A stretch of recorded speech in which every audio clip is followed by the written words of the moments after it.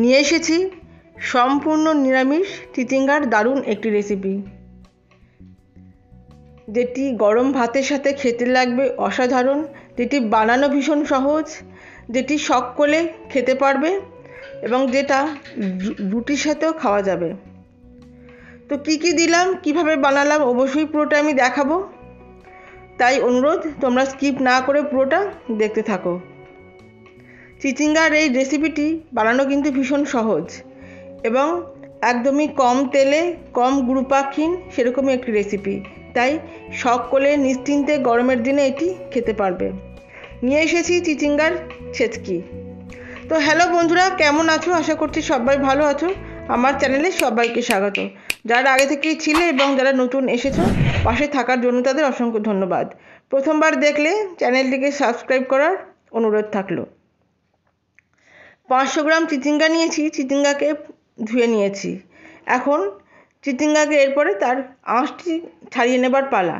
ছুরির পিছন দিকটা দিয়ে খুব সহজেই আঁশগুলোকে ঠিক এইভাবে ছাড়িয়ে নেওয়া যায় এবং এইভাবেই চিচিঙ্গার আঁশগুলিকে আমি ছাড়িয়ে নিয়েছি এবং ছাড়িয়ে অন্য একটি ঝুড়ির মধ্যে আমি রেখে দিয়েছি, কেননা এখন সমস্ত চিচিঙ্গাগুলোই আমার ছাড়ানো হয়ে গেছে এবং এখন একবার চিচিঙ্গাকে ধুয়ে নেব, কেন এরপরে চিচিঙ্গাকে আর ধোবো না। তো দেখতে দেখতে আমি চিচিঙ্গা নিয়ে নিচ্ছি এবং চিচিঙ্গাকে এখন টুকরো করার পালা। দুটো দিক আগা এবং গোড়া প্রথমেই ভালো করে কেটে নিতে হবে এবং খুব পাতলা করে গোল গোল করে কেটে নিতে হবে। তো গোল করে কাটার পরে সেটিকে আবার মাঝখান দিয়ে একবার কেটে নিচ্ছি। এইখানে চিচিঙ্গাটি যেহেতু খুব কচি, সেই কারণের জন্য এখানে কোনো বীজই নেই। তবে যদি এমনটা হয় যে চিচিঙ্গা একটু বুড়ো হয়ে গেছে এবং অনেক বীজ থাকে, সেক্ষেত্রে বীজটিকে আলাদা করে দিলে বা ফেলে দিলে পরে কিন্তু এই তরকারির স্বাদটি অনেকটা বেড়ে যাবে।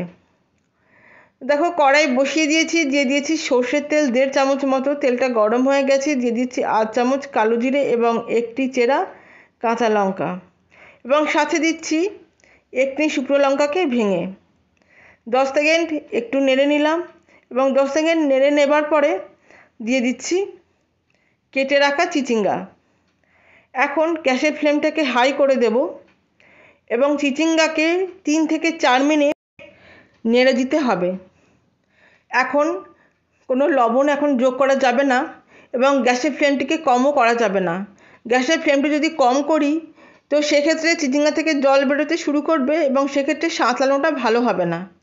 তাই হাই ফ্লেমে 3 থেকে 4 মিনিট চিচিঙ্গাকে একটু সাঁতলে নেব এবং তাতেও কিন্তু চিচিঙ্গাটি দেখো একটুখানি মজে এসেছে। এখন 3-4 মিনিট হয়ে গেছে, গ্যাসের ফ্লেমটাকে লো করে দিয়েছি এবং দিয়ে দিয়েছি পরিমাণ মতো লবণ এবং হলুদ। এই লবণ এবং হলুদ দেবার পরে চিচিঙ্গাকে খুব ভালো করে মিশিয়ে নিতে হবে এবং গ্যাসের ফ্লেমটি থাকবে এখন একদম লোতে।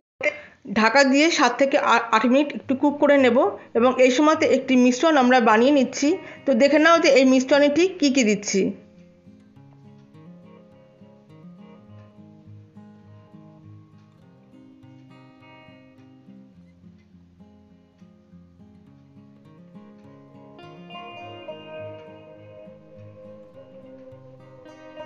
লবণ এবং হলুদ দিতে কিন্তু ভুললে চলবে না, আর জল দিতে হবে সামান্য পরিমাণ।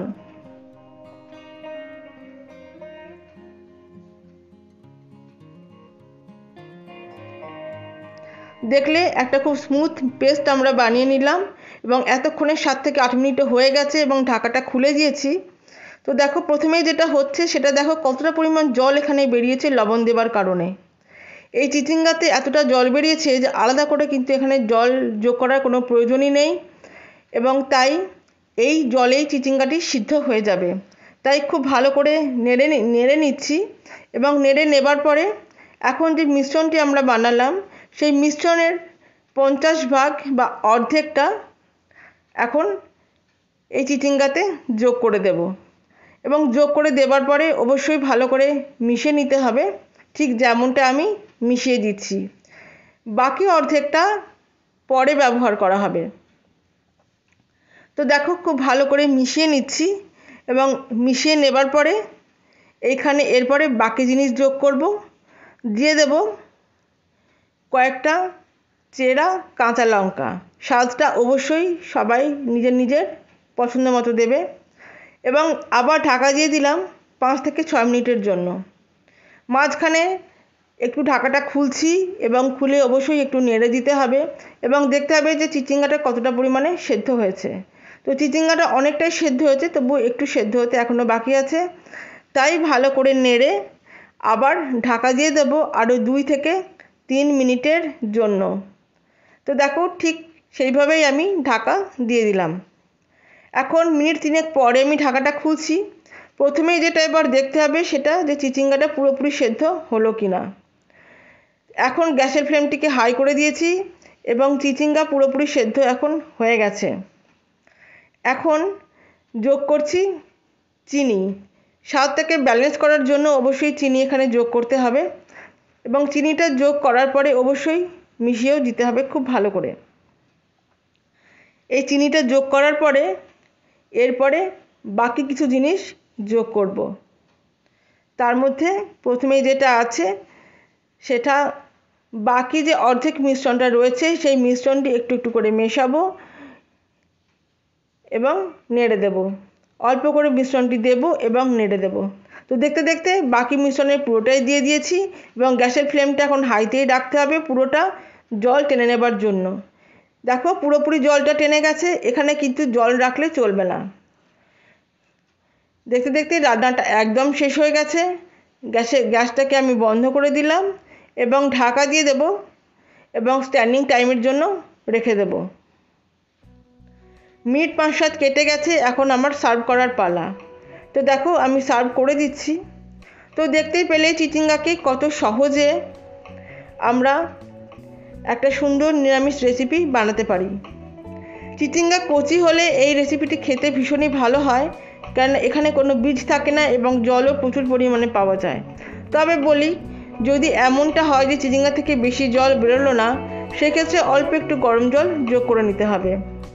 তো তোমরাও এইভাবে বানিয়ে দেখো এবং কেমন লাগলো অবশ্যই কমেন্ট করে জানিও। ভালো লাগলে লাইক এবং সাবস্ক্রাইব করার অনুরোধ থাকলো, আর পাশে রাখা বেল আইকনটা প্রেস করতে ভুলো না। দেখার জন্য রইল অসংখ্য ধন্যবাদ। সবাই ভালো থেকো, আবার ফিরে আসবো নতুন কিছু।